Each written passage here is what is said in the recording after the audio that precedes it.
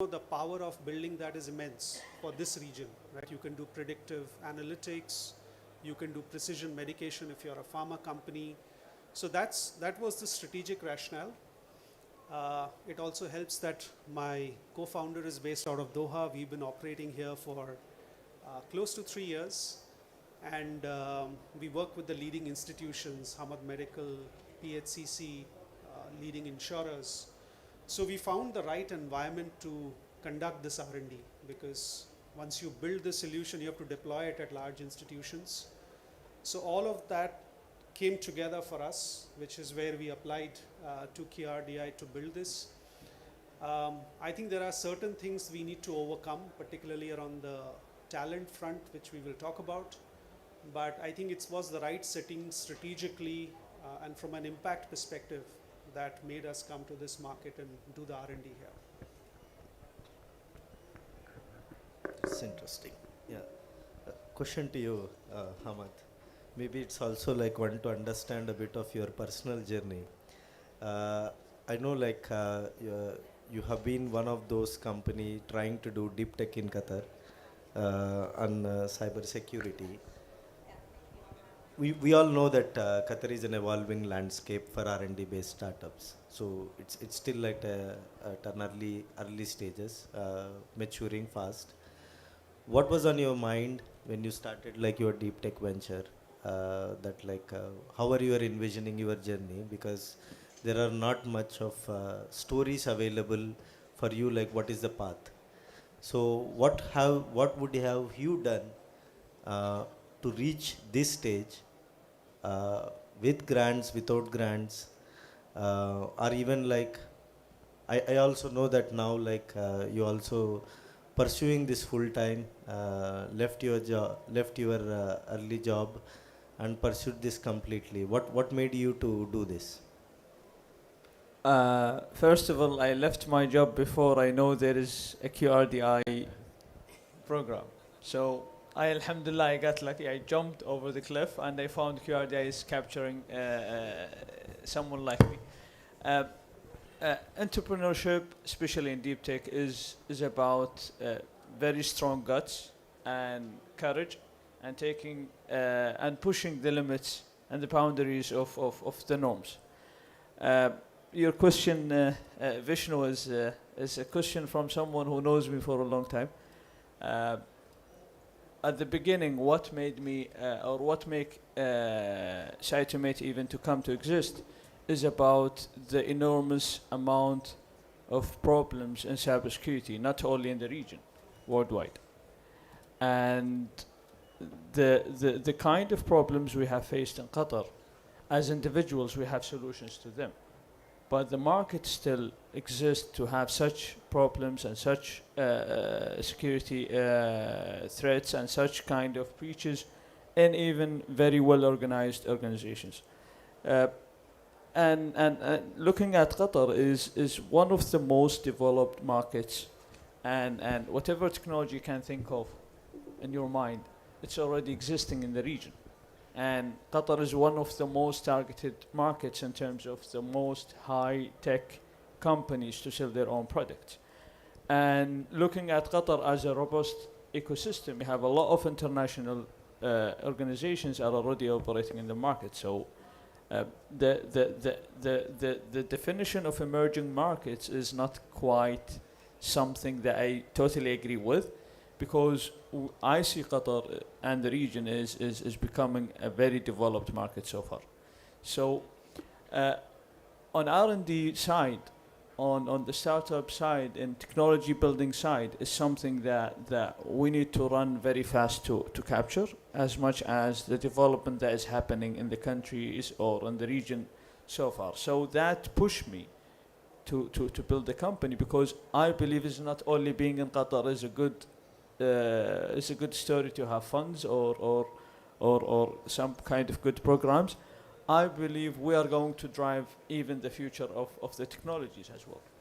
Building technologies and building deep tech capabilities within such robust young market that is full of talents, and that this is what most of the discussions that I have today with the VCs and with vendors and talents who are coming from outside. How did you manage to do that? How did you manage to build those capabilities? Talking about the deep tech that we are working on, we are working in solving cybersecurity problems not only in Qatar. We are talking about solving them worldwide. And who are the kind of partners we are working with? Who are the type of clients that we are working with from here in Qatar or outside? They are already international conglomerates in tech. So we do the same work while we are here in Doha, and it gets reflected everywhere else, wherever those conglomerates are. So look at the region, or look at Qatar specifically, as a very, very good market to start from, to test your own ideas, to test your own technologies, and then expand it worldwide. If you are in tech, you can expand it while you are sitting in Qatar by having strategic partnership with any of the cloud providers or any of international conglomerates and techs that could take you everywhere. It doesn't matter where you want to go. It matters where you want to start, or from where you want to start your own new technology. Is the market is robust, small market, and very, very vibrant in accepting your own technologies, testing them, and validating that the technology is valid? This is the real answer. And QRDI role and the such programs that you had, it what made Cytomate do exist until today. I know that nowadays are very good days for us, but in the very recent past, I'm talking about a year and plus, Cytomate was in a very important decision that if we don't have enough cash, we couldn't survive our own missions. And here to come programs like QRDI and many other programs, they gave us enough fuel to build the technology, and now they are being used at our clients. So it is only a very, very few or very less amount of time that you need to be patient with before you prove your ideas or your technologies or your products. And QRDI has saying in that, and I'm here to share my own story with this. Yeah. Thank you. So, question to you, Wissam. You have been in Qatar, I mean, for more than 15 years now? Yeah. So, even before starting your venture, you had another venture. You have seen some of the transformations in Qatar, probably one of those very early entrant to Qatar. How did you observe the tech startup ecosystem has started evolving in Qatar, and what are the opportunities that you really see from your perspective for an R&D based startups here, and how did you go your journey? It's a lot of questions there. So definitely the country has changed dramatically from when I came in 2008. I mean, it was from a trading and contracting sort of mentality of like traders on the Silk Road concept to construction to where we are today. It's come a long way. Technology is just one aspect of it. I think fundamentally the governance within the country has changed also. When I came here, you needed to have a majority sponsor was local. Today, you can set up a company on your own. Now they're working on bankruptcy laws. There's a lot of that goes into it. But purely from an optics perspective, the country has changed dramatically. So when we set up Emma originally in Delaware, we set it up there because, it's the US, it's Western, people respect us more.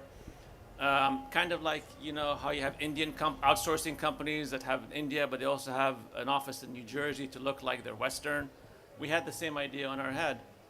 And our first contracts were signed with a Delaware company. After October 7th, from both, economic, ethical, because I'm Palestinian Lebanese, and sort of financial perspective, we rebased the company from Delaware to QFC. So our company is a QFC company, and we have the Delaware as a subsidiary, because we realized that they'll always look down on us brown people.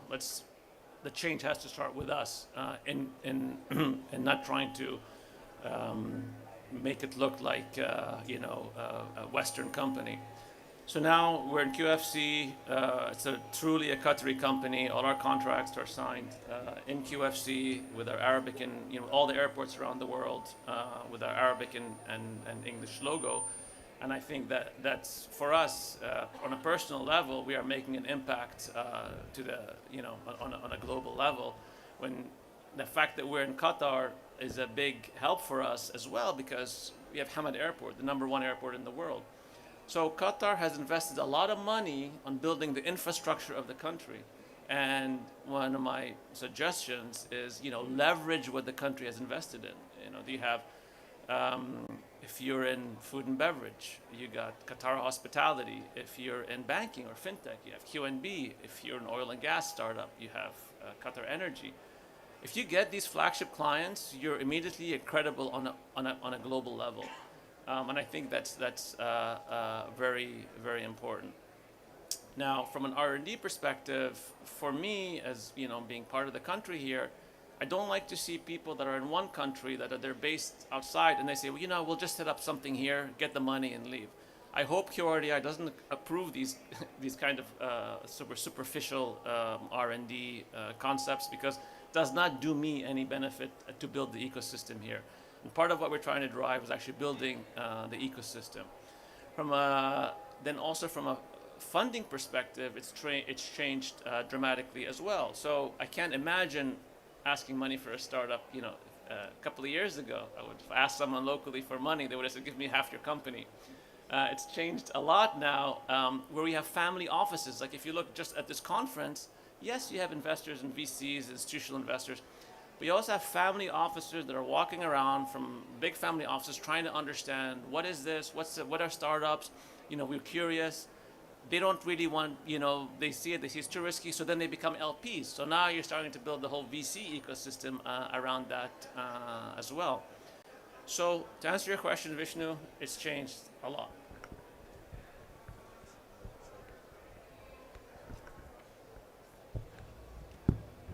That's a good sign. Something also to learn for me because you almost like 5 times more amount of time here. So, question to you, Sujit. As a founder now operating in 2 markets, you also have to focus on the growth at the same time, both in your parent country and also like in the country where now you are also exploring like development options and also like sort of like market expansion. So I could see just a coin a word like now you are in a journey of not just product market fit, a parallel market fit. So so how do you manage or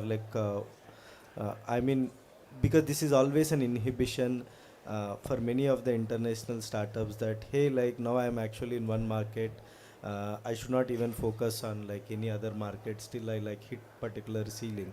So what is your advice for those kind of startups if they have to really think about these grants?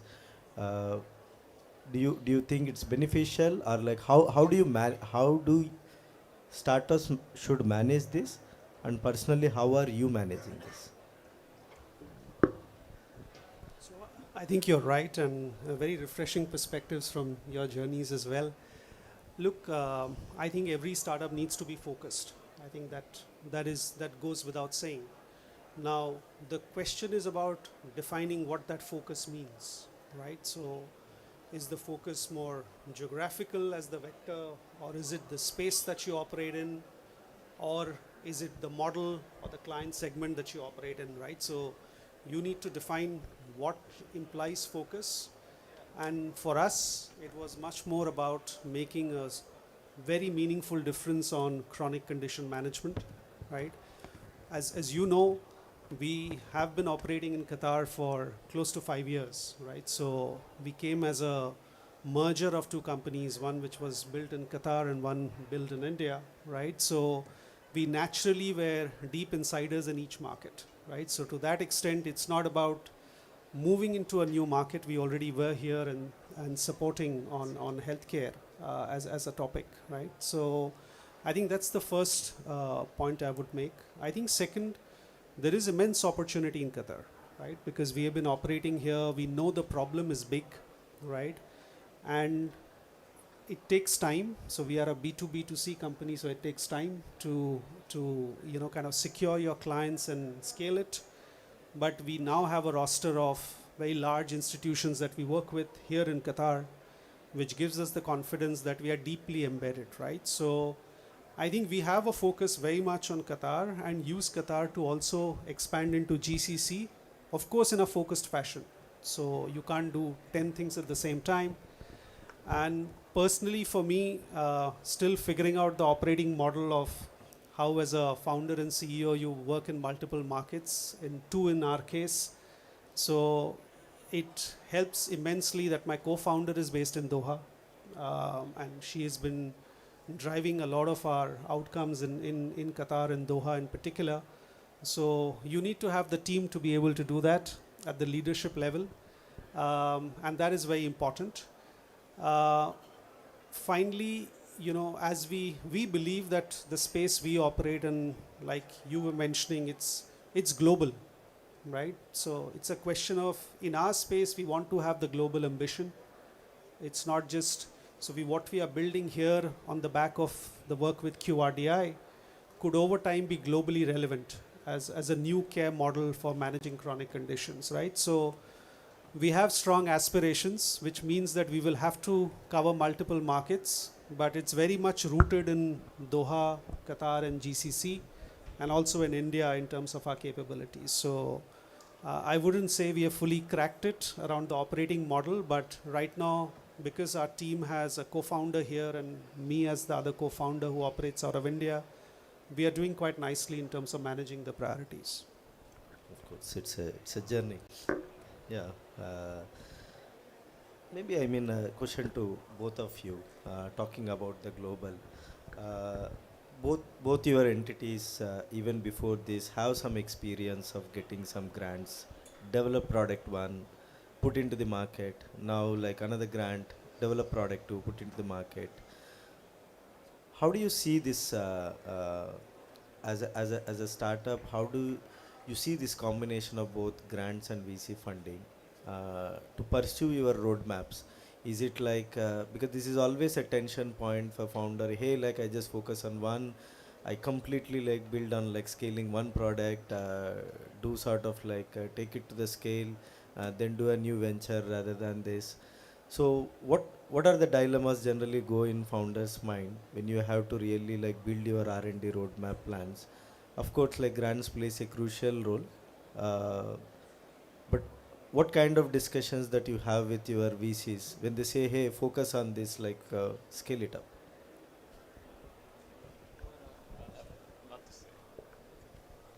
Uh, uh, as you say that the experience that we had before the grants were very tough, especially with VCs, and at the time of proving the technology, at the time of proving that Qatar could be a hub of deep tech, proving that we could develop these most difficult technologies in cybersecurity and still succeed and having clients believing in that. It's something that is very hard to sell to an investor or a VC if you don't have a history on that. And this was the dilemma that I'm trying to solve here in Qatar. I'm not building the company to seek money from a VC or to take from grants or from any program. That I built the company to change how the market operates. And this is the kind of the saying that I have to prove myself and the company many in front of any VC or an investor before even the grants of QSTP or QRDI. This itself was a distraction from building the technology itself. So from that day, I decided and the company decided that we should focus on building our own technology. We should focus on proving that the model is really attractive in the future, and we have to stick with that. And we got, alhamdulillah, lucky enough to pass by the R&D programs of QRDI, where we got the funding that is helping us to fuel building the technology itself. While we are building the technology, clients are coming. And who's watching that? VCs, decision makers, and even other competitors in the market. So Cytomate is not replacing or opening a market from scratch. We are also replacing competitors in the market who were in the market for the past 10 years or 15 years or even 5 years, and they already have thousands of clients globally. And they are watching, all of them are watching, that this change is happening, not because this company is based in Qatar or it got the funding from here or the investment from there. In fact, we showed that the technology we have built is actually proven and it's solving the problems of the clients in a most efficient way than it used to be. This itself is a mind shift change here in Qatar, and I'm sure it is happening in the region as well.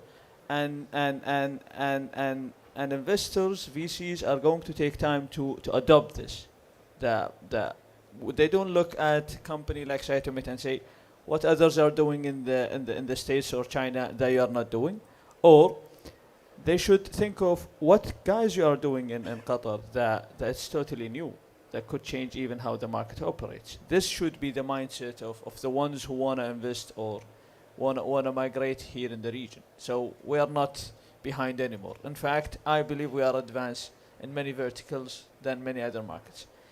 My friend Sam talked about very top tier clients like HIE. I'm going to talk in cybersecurity. Who are the clients of Cytomate? You're talking about Cedra Medicine, is an R&D based hospital and hospital as well as an operation. One of the very most famous ones in the region. We are talking about Qatar Airways. We are talking about Qatar Energy LNG. We are talking about Al Jazeera Networks. We are talking about many other companies to come. And if you talk about international level, we already participated in the World Cup. We have proven that there is failing technologies in cybersecurity. So it is never about allocating this market or opening a small R&D in this market or having a foot in this market. I advise you to rethink your own plans about migrating to this market. About rethinking that. Are you in the right market that you are at today? And how it is better than Qatar or where you should rebrand your own technology or your own company. I believe this is the future, not only Qatar, also the whole region. But I'm talking about specifically Qatar. If you want to test your own technology, this is the market you want to start from.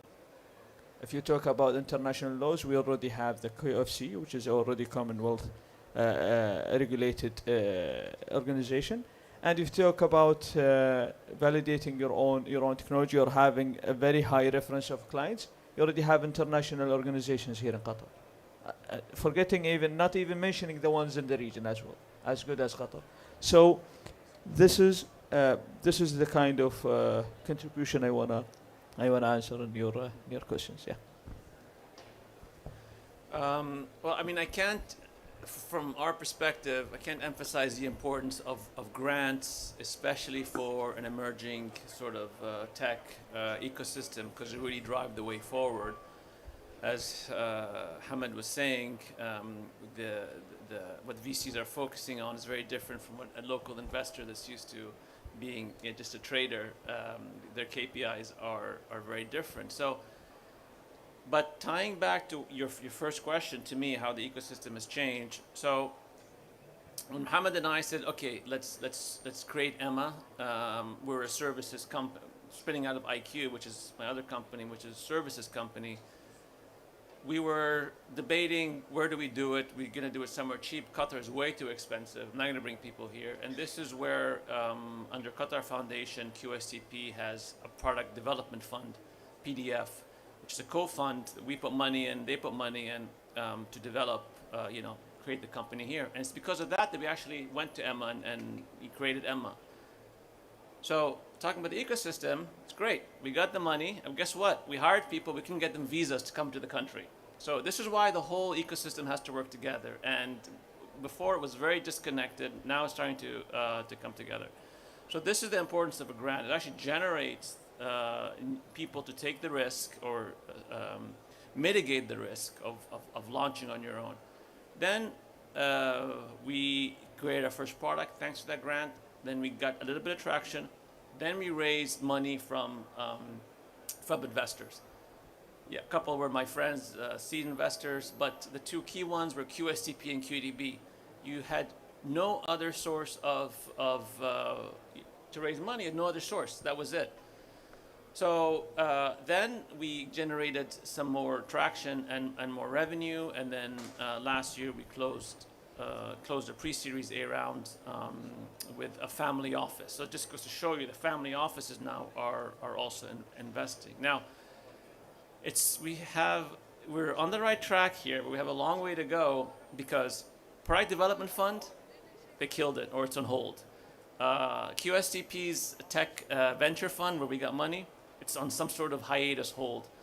You know, it takes time, you know, to develop the ecosystem. You're gonna have a lot of failures. You're not gonna have success overnight.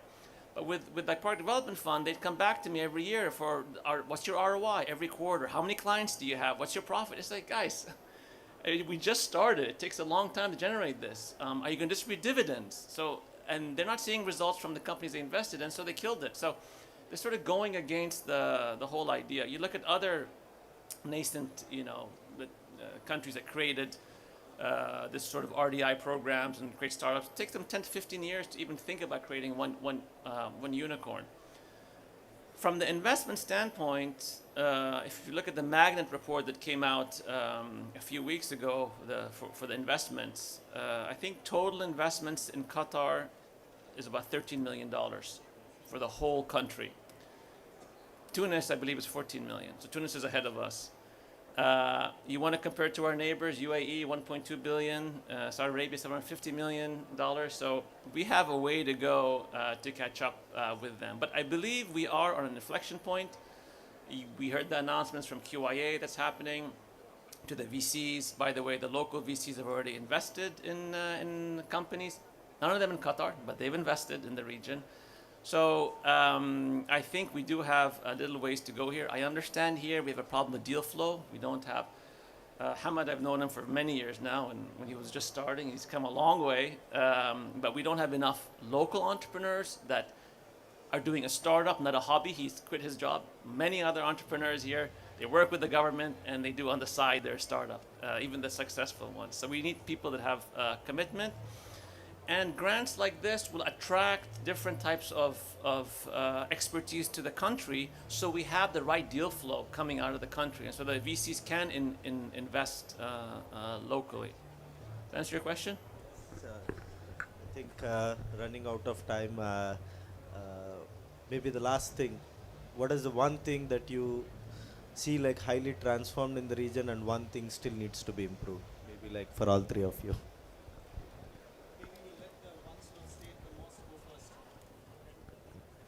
What do we see change most in the region or in Qatar? Yeah, both Qatar Yeah. and region. Yeah. Well, I think I've covered them on a high level throughout. When I start talking, I can't stop. This is my co-founder keeps telling me to be quiet. So the whole mindset has shifted here. So when you have an event like Web Summit, which 5-6 years ago, the biggest event was like the Big Five construction. We don't see it anymore here. Or Cityscape. I don't know if you guys went to Cityscape a few months ago. Last year it was empty, it was deserted. When you have an event like Web Summit, which is actually really an amazing event, 20,000 people coming, packed, it's, bigger than last year, you see the whole mindset of the country is shifted. They understand that the days of construction to build the country is done. We built the country all together, great. Now what's next? This is one of the pillars that's next. So. And when you see the population walking through and they're like, wow, we've changed. This is where we are now. It's really exciting. It's really exciting. And this is like, for us, this is where we feel the most comfortable. So that's probably the biggest change. And then everything will come afterwards. I told you the governance, it's all coming. It just takes time.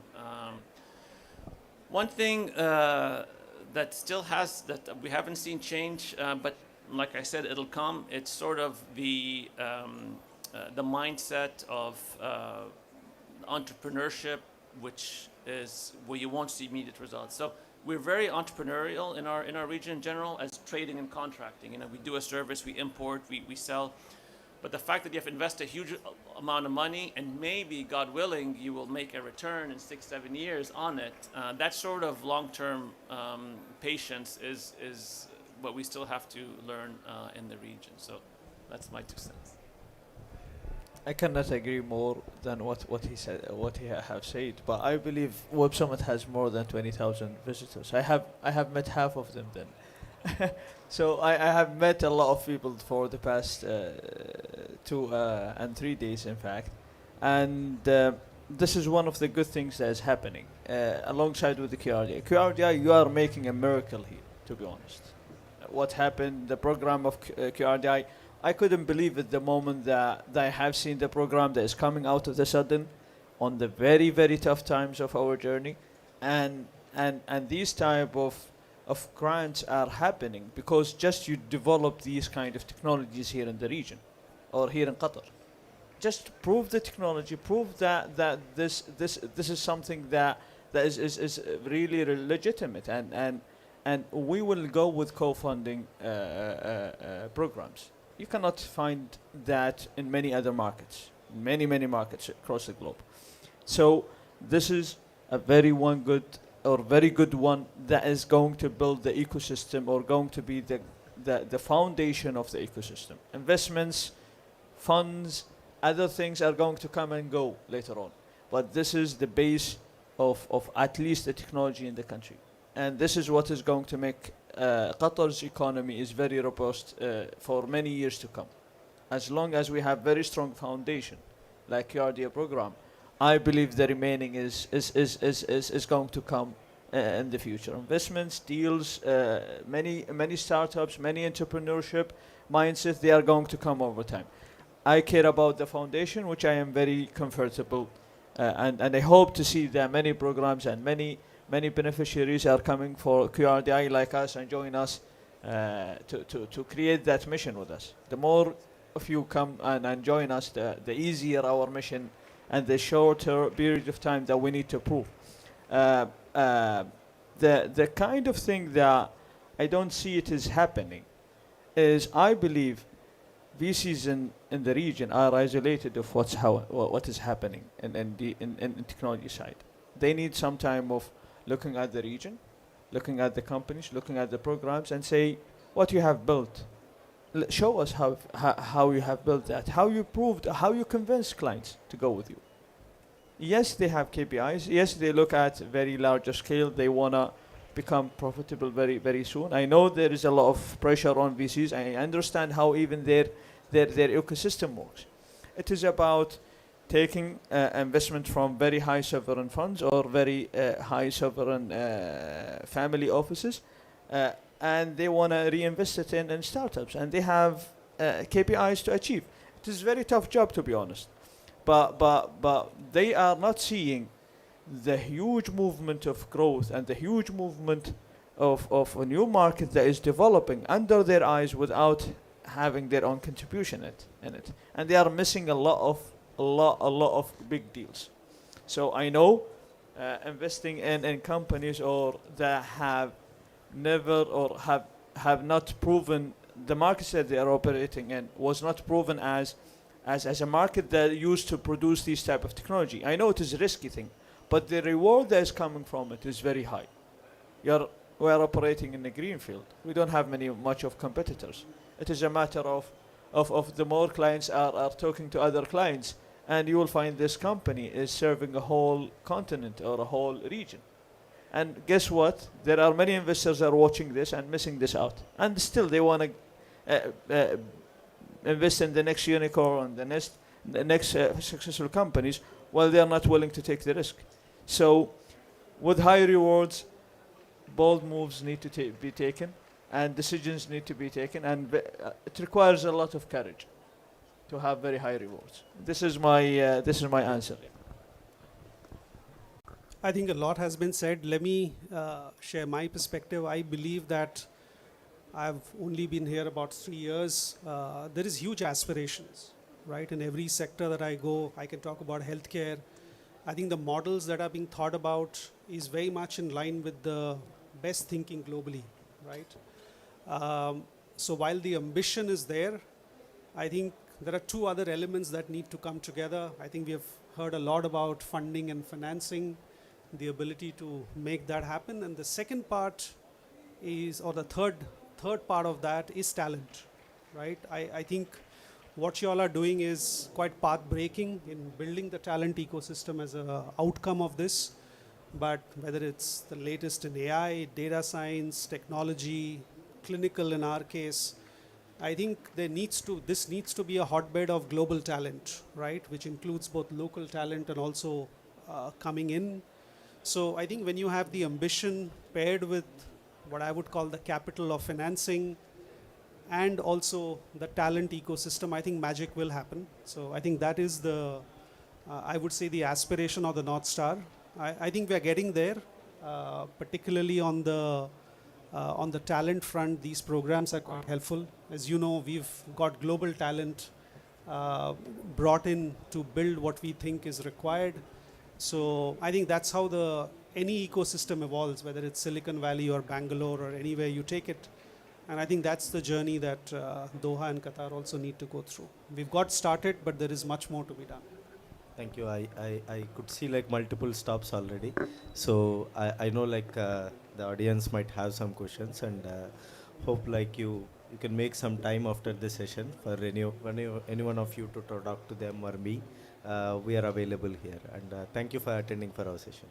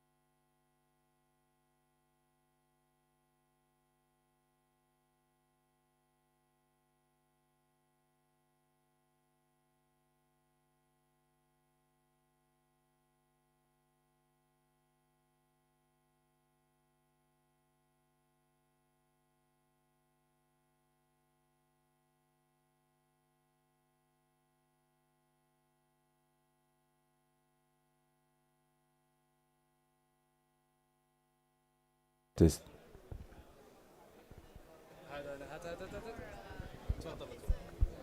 They only Just. All right.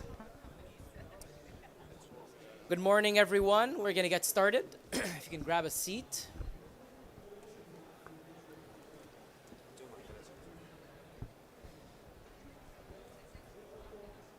Welcome to our session on Qatar, Sweden collaboration and how to build a deep tech innovation ecosystem. A brief overview about what to expect for today. We're going to have a brief overview and a very exciting announcement about a partnership with Qatar and Sweden. They'll be presented by Linus Arnold, the VP of Ignite Sweden. He'll deliver a 10-minute overview about a new matchmaking program that we're going to be launching this morning. This will be followed by a panel that will include representatives from different tech startups in Sweden as well as science parks. We know that Sweden has established itself over the past few years as a global powerhouse in the deep tech innovation world. And this is really the result of a unique approach that combines partnerships with science parks, universities, R&D centers, and startups. This panel is going to uncover some of the key elements behind Sweden's success, so we can get insights about what this recipe for success actually looks like and how we can glean some of these insights for Qatar and what this means for partnerships with Qatari enterprises. We have panelists that will be talking about their journey in terms of research commercialization. We have tech startups coming from different sectors, including health tech, AI, material technologies, and you will gain practical insights about how to build sustainable deep tech ecosystems and how to adapt some of those models for Qatar. We're very excited about this. Thank you so much for joining us today. Without further ado, please, I'll hand over now to Linus.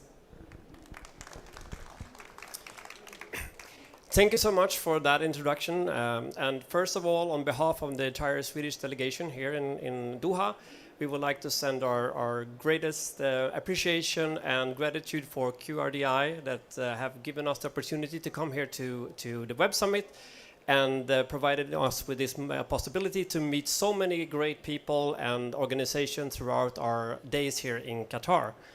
I'm representing Ignite Sweden, and we, together with our parent company CISP, has been in talk with QRDI for the last years regarding entering as collaboration between our ecosystems. And this was recently formalized a couple of weeks ago, and we think this will be a starting point for bilateral collaboration between our innovation ecosystems.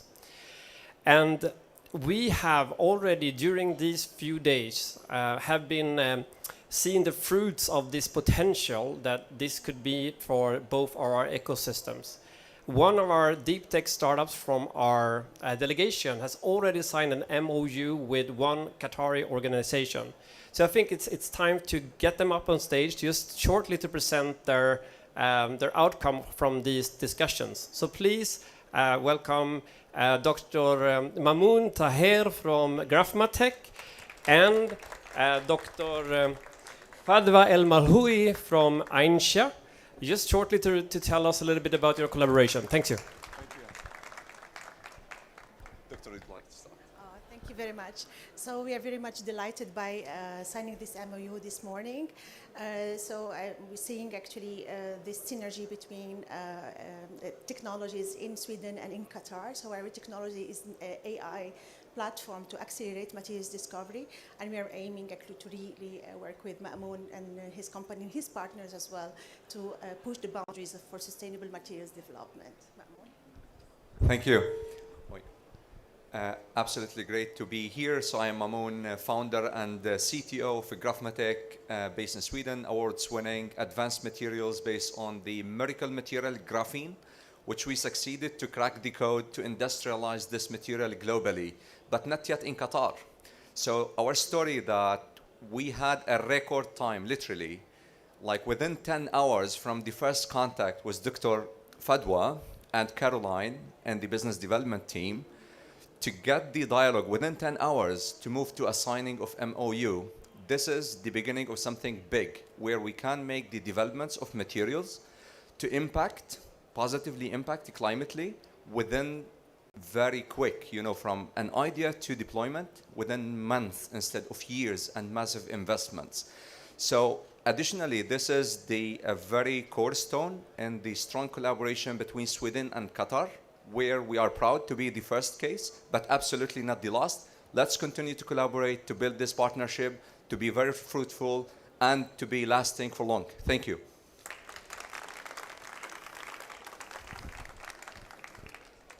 Thank you so much. Thank you. So with this partnership that we have with QRDI, we are starting off with a program that enable Qatari corporates to interact in a tailor-made process with Swedish startups. So right now our call to action is to Qatari corporates to be onboarded to our program. If they have a true need and a capacity to collaborate with startups, we will make this happen throughout the year. We will have, the goal is to that next edition of the Web Summit in 2026, we will bring a selection of startups that Qatari corporates have selected as promising for initiating collaboration with. So before we go into how we work and who we are at Ignite Sweden, I just want to show you a picture or a slide about Sweden. And we are a small country, often mixed up with Switzerland, but we are the northern country in Europe. We have just a small population of 11 million people. But combined with our Nordic neighbors, we are 27 million people, and that is quite a decent size of a market. And we are truly a global economy. 50% of our GDPs are exports. And we have a high density of multinational enterprises in Sweden, which also are a stepping stone to getting innovation out on a global market. So it starts in Sweden, and then through the M&Es, we are entering the global market quite quickly. And we are ranked consistently high in the innovation index that exists in the world. Just last year, we ended up second in the European Innovation Scoreboard and also in the Global Innovation Index, just after Denmark in one of them and just Switzerland, but that doesn't really matter because we all always are mixed up anyway with them. Just about Ignite Sweden then. We are a non-profit organization founded in 2017. We are complement to the regional innovation ecosystem in Sweden. We are not an accelerator, we are not an incubator, we're just a service that we provide to the Swedish startups. And the idea came from a couple of incubators that realized how important it is for startups in Sweden to get the first customer or be able to scale globally as well. So in different stages of the development journey, it's important to always have contact with potential customers. We have one core mission in Ignite, and that's the thing that we all care about, and everything we do it should be connected to our mission, and is to helping Swedish startups to connect with potential customers within the private or public sector. We are owned by the member association of Swedish Incubators and Science Parks, and we have funding from our innovation agency in Sweden, which enable us to provide our services without any direct cost to the startups. And here's the most important slide for us. In total, since 2017, we have connected almost 1,800 Swedish startups with 371 corporates and 48 public organizations in almost 8,000 interactions, whereof 63% of these interactions leads to follow-up discussions, and what we know about, at least, 715 plus deals that we have registered so far. And that's about 10%. But that maybe sounds a small percentage, but in these types of processes, this is really, really high. So this is something that we are really, really proud of. So in Sweden, we have many strengths when it comes to technology and startups. Here are some of the areas that we have highlighted as important in Sweden. Many of the areas connected to clean tech, but also AI, medtech, and waste management, smart cities. But I think I can say that we have good technology and good startups in all domains, I would say. Here's our process. I will not dwell into it, but our promise to the startups is that the motive of the corporates are fair. That means that they have a true ambition to work with the startups, and they have the budget and mandate to take decision if they find a good startup. There should not be any technology scouting or startup safaris. That's not what we are providing. So we are working for the startups through building strategic collaborations with corporates. We are signing an NDA, and we are doing need assessment to understand the strategic agenda of the corporate and also the innovation targets that they have. And we have a process where we are scouting startups in Sweden and presenting the most promising ones, And the corporate is then reviewing the shortlist that we have before they select the ones that they would like to meet. And our process has been recognized globally, and we have recently been part of Harvard Business Review's publications, and we have researchers that have been following our process since the start, 2017. And I think this is one of the most interesting ones, because when you talk about matchmaking, it's sometimes, I mean, I need a microphone and I have a microphone, let's meet. Yeah, Google instead. You don't need that type of service. The interesting thing is when you're connecting a startup with the corporate, and the corporate say, wow, I didn't know I have this problem before I met this startup. Or the startup realized that, oh, I didn't know that I have a solution for this problem. That's where the magic happens. And that's something that's very difficult to find if you Google or doing this kind of AI search or so on. It needs some manual work. So 40% of our corporates have been international. So here you can see the countries of the corporates that we have been working with. And soon we have also coverage in the Middle East. And we are very happy about that. So here is the timeline of our program during this year. We are now onboarding Qatari corporates with interest and capacity to collaborate with Swedish startups. Then we will do an individual need assessment before the Swedish summer. And after summer, we will do a scouting of startups, review and selection. And then we will have a digital matchmaking in November, where each corporate can meet up to 7 selected startups. And then after that, we will review the startups once again and invite the best ones to follow us to the next edition of the Web Summit in Qatar next year. So that was all from me. And if you want to connect with me, you do it on LinkedIn or after this presentation if I have more details about the program or the collaboration with QRDI.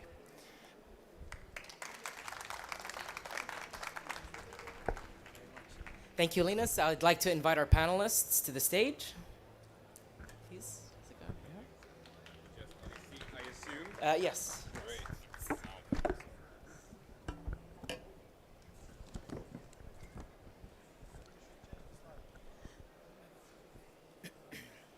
Brilliant. Thank you, Linus. We're all very excited to learn more about Sweden's startup ecosystem and to really learn about the secret sauce that makes Sweden's deep tech innovation ecosystem successful. And I guess my first, before we dive into it, it would be great to introduce yourselves to the audience, maybe say a little bit about your background. I'll start first with Christopher. All right, so my name is Christopher Ekström. Nice to meet you all. I'm the CEO of AI Medical Technology. We have developed Dermalyzer, that is an AI tool to diagnose skin cancer. Excellent. Jessica. Hi everyone, Jessica Persson, heading the Scania Venture Capital in the Scania Group worldwide, and also M&A, strategic M&As globally for Scania Group. Thank you. And Rajat? Hey, my name is Rajat. I'm the CEO and co-founder of Viking Analytics. I have a PhD in signal processing and machine learning from Chalmers, a prominent university in Sweden. And at Viking Analytics, we deeply care about scalably and reliably monitoring world's industrial machinery. Thank you. Hi, everyone again. Linus Arnold, VP for Ignite Sweden. I have a master's degree in entrepreneurship and business design. Excellent. Thank you, Linus. Thank you, everyone, for joining the panel. We heard from Linus about how Sweden, not Switzerland, just to be clear, is a leader in innovation. It ranks very highly on the Global Innovation Index. And I guess this is a question for the whole panel. What, in your view, do you think makes Sweden a successful model, a successful ecosystem? And what specific examples can you share based on your innovation journey, whether you're a startup or you're on the VC side? Maybe we can start again with Christopher. Okay, so tips and tricks, things that I wish somebody told me when I started out. You will never know the perfect strategy. You cannot sit in your office and plan everything ahead. You will never see the roadmap ahead of you. Instead, the key to success is start doing. and dare to fail. I believe that is a key success factor for any startup. Fantastic. Anyone agree with me here? Audience? Yeah, easy one. Yeah, I know.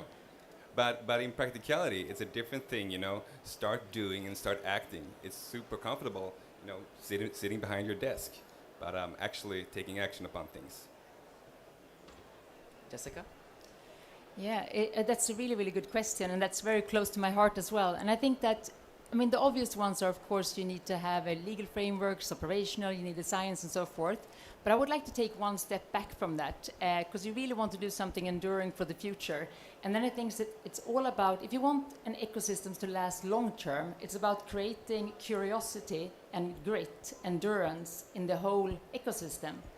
And I think that actually starts much earlier. It starts already at kindergarten.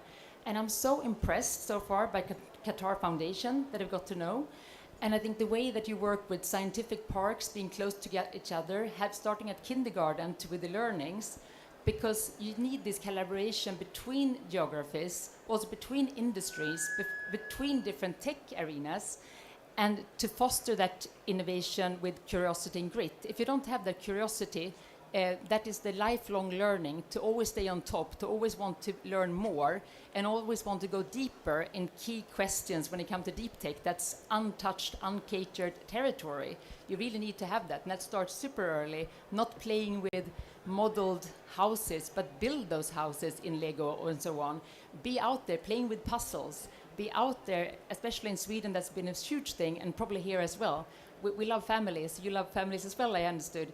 So it's being out there with your family, playing in the gardens, playing out in the forest, in the sand, in the water, just playing and doing and building.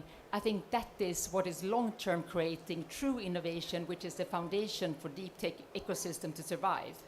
Fantastic. So curiosity, grit, and invest in a Lego set, I guess, is the advice. Rajat.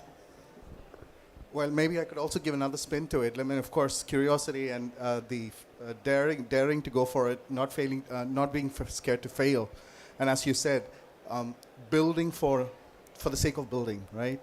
I think that's so important. But something like on a practical note that I myself as an entrepreneur deeply cared about when we started up was in Sweden. I do not know how much you know about the Swedish system here, but Sweden has free healthcare, free childcare. So by the time I started up, it was like 9 years ago, and my first son was born. And if I were to go on a journey like deep tech, which would take 10 years or 12 years to get established, I had to be sure that I would be able to pay my bills. I had to make sure that I'd be able to pay for my kids' childcare. So in addition to whatever you said as an entrepreneur, there was also the social setup in Sweden that made it much easier for entrepreneurs like myself to go on risky, long journeys myself. So that's just another angle to it. And I could maybe list out 5 more, but that is definitely an important element here. Yes, Linus? Yeah, you're onto something. I think the social security in Sweden is a really key thing for enabling individuals to actually dare to work with entrepreneurship. One other thing I think is really important for Sweden is we have a collaborative mindset. We're used to collaborate across industries, between different institutions and so on. And we have now a really interesting example in Sweden where the government through the innovation agency Vinnova has put in $100 million into an industry-driven research and innovation program, and the industry is topping that up with the same amount. So it's $2 million in one industry-driven program focusing on one topic, advanced digitalization. So the money is used to engage both startups, but all researchers and industry players in different programs where they need to have a focus on enhancing the digitalization journey for the industry. So it's a great example, I think, just how to combine both public means, but also industrial money to get something done as a nation. Excellent. I think targeted funding is a question that we often talk about, and I think just reflecting on the Qatar experience with the announcement of NDS3 last year, there's been a drive to specify and target very specific sectors where Qatar can gain a competitive advantage and really to incentivize GDP growth in non-oil and gas-based sectors. I'll stay with Linus for just a moment, and maybe you can tell us a little bit about some of the challenges that startups in Sweden face when you're working with larger corporates. We have LLEs, I think, in the room here, and we'd be keen to learn about some of those issues and how you go about fixing them. I mean, there